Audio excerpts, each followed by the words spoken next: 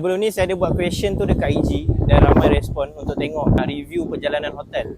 Antara hotel yang ada dalam package kita orang lah, iaitu di Fakir Travel dan juga Salam Hijrah Holiday. So kat sini saya nak tunjukkan berapa jauh jarak dia. So belakang saya ni Hotel Hilton Convention. Okay, Hotel Hilton Convention Jabal Omar yang bertaraf 5 bintang. Ikut saya dalam perjalanan nak pergi ke Haram. Okay, jom. Berjalan daripada hotel tadi belakang. Lepas tu kita nak menuju ke Haram di depan sana. Nampak? Ada lebih kurang saya boleh katakan dalam 2 minit lah. 2 minit dah sampai dah dekat Haram. Tak jauh pun, memang dekat je saya kata. Kita nak pergi ke Haram, kita kena menuruni bukit. Kalau kita nak balik ke hotel, kita kena naik, mendaki sikit nak balik ke hotel. Kat sini kawasan dia memang lengang. Sekarang ni dalam masuk maghrib sekarang ni. Jadi ni memang kat sini orang-orang dah tak ramai dah. Nanti dah azan memang akan ramai, memang akan penuh. Tapi sekejap je lah.